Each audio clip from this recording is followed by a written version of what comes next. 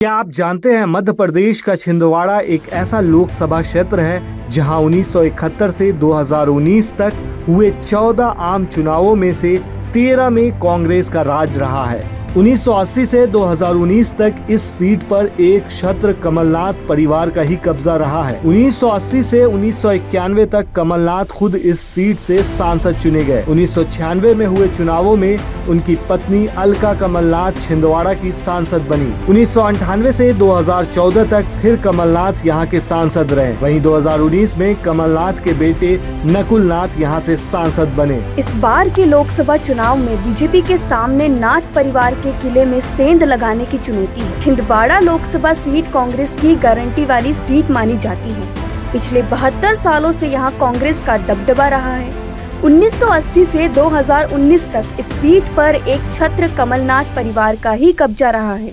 आज के इस एपिसोड आपका शहर आपकी बात में हम बात करेंगे छिंदवाड़ा की। क्या 72 सालों का कांग्रेस का रिकॉर्ड इस बार टूटेगा या फिर कमलनाथ कमल नहीं खिलने देंगे? तो चलिए शुरू करते हैं। दरअसल छिंदवाड़ा का नाम छिंद पेड़ पर पड़ा है। यहाँ पर इसकी अलग अलग प्रजातियाँ पाई जाती हैं। छिंदवाड़ा अर्थव्यवस्था के लिहाज से काफी अहम है और इसकी पहचान रेमंड और हिंदुस्तान यूनिलीवर की औद्योगिक इकाइयों के लिए होती है। यहाँ कोयला खनन का काम वेस्टर्न कोल फील्ड करती है। शहर पोल्ट्री, ज्वेलरी जैसे उद्योगों के लिए काफी मशहूर है। देवगढ़ किला यहाँ की सांस्कृतिक विरासत की बड़ी पहचान है। छिंदवाड़ा लोकसभा क्षेत्र के अंदर 7 विधानसभा सीटें अमरवाड़ा, जुन्नार देव, परासिया, छिंदवाड़ा, पाढूरना, सौसर, चौरई आती है। छिंदवाड़ा लोकसभा निर्वाचन क्षेत्र 1951 में अस्तित्व में आया। यह क्षेत्र कुलबहरा की धारा बोदरी के तट पर स्थित है। छिंदवाड़ा शहर सतपुड़ा के खुले पठार पर है। यह उपजाऊ भूमि और आम के बागों में घिरा हुआ है। यहाँ की मेन नदियाँ वैनगंगा, पेंच और कन्हन हैं।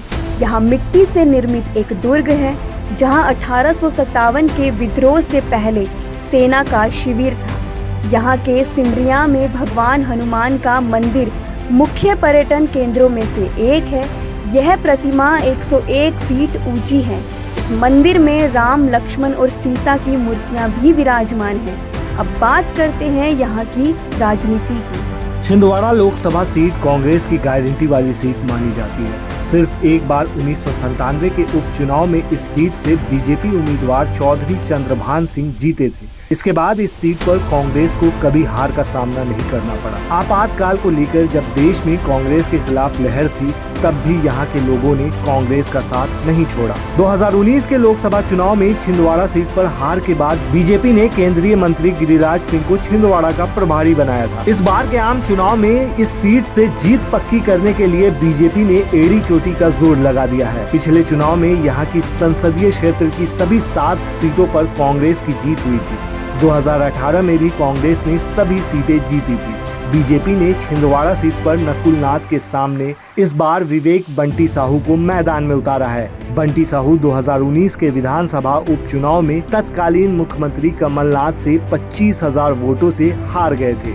इसके बाद फिर 2023 के विधानसभा चुनाव में बंटी को कमलनाथ के सामने उतारा गया, लेकिन बीजेपी प्रत्याशी को करीब 37,000 वोटों से हार का सामना करना पड़ा था। हाल ही में चर्चा थी कि कमलनाथ और उनके बेटे नकुलनाथ बीजेपी में शामिल हो सकते हैं।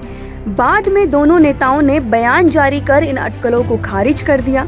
छिंदवाड़ा में एक जनसभा को संबोधित करते हुए नकुलनाथ ने कहा था कि वह और उनके पिता बीजेपी में नहीं जा रहे हैं। यह सिर्फ राजनीतिक हवा है जिसका मकसद आगामी लोकसभा चुनाव में फायदा उठाना है। पार्टी छोड़ने की सभी खबरें पूरी तरह अफवाह है। वहीं दूसरी तरफ हाल में ही छिंदवाड़ा में हुई एक जनसभा को संबोधित करते हुए कमलनाथ भावुक हो गए। उन्होंने कहा था कि 80 के दशक में छिंदवाड़ा देश का सबसे पिछड़ा इलाका हुआ करता था। लोग गाड़ी के बजाय पैदल चलते थे। आज परिवहन के सभी साधन हैं। पहले जरूरत का सारा सामान नागपुर से आता था। आज छिंदवाड़ा में तैयार सामान देश के दूसरे हिस्से में जाता है। उन्होंने कहा कि छिंदवाड़ा के लिए हम सब ने वो कर दिखाया है जो जनता के लिए जरूरी था। कमलनाथ ने पिछले विधानसभा चुनाव में कहा था कि इस सीट से मेरा और मेरे परिवार का संबंध 4 दशक से भी पुराना है। इन वर्षों में 2 पीढ़ियों ने विकास के हर बदलाव को देखा है। जरूरी सुविधाओं का बड़े स्तर पर विकास हुआ है। विकास और बदलाव का ये सिलसिला आगे भी इसी तरह जारी रहेगा। छिंदवाड़ा और यहाँ की जनता का ख्याल रखना नाथ परिवार की जिम्मेदारी है। नकुल नाथ कांग्रेस नेता कमलनाथ के बेटे हैं, जिनका जन्म 21 जून 1974 को हुआ था। सबसे अमीर सांसद हैं, जिनके पास 660 करोड़ रुपए से अधिक की संपत्ति है। इनकी पत्नी के 11 बैंक खातों में 8.60 करोड़ रुपए जमा हैं। दुबई में भी इनके बैंक खाते हैं। पीपीएफ में 19 लाख रुपए का निवेश भी किया हुआ है। अब देखने वाली बात यह है कि क्या विवेक बंटी साहू नकुल नाथ को टक्कर दे पाएंगे। आपको क्या लगता है, इस बार छिंदवाड़ा में कुछ अलग होगा या फिर कांग्रेस की ही जीत होगी?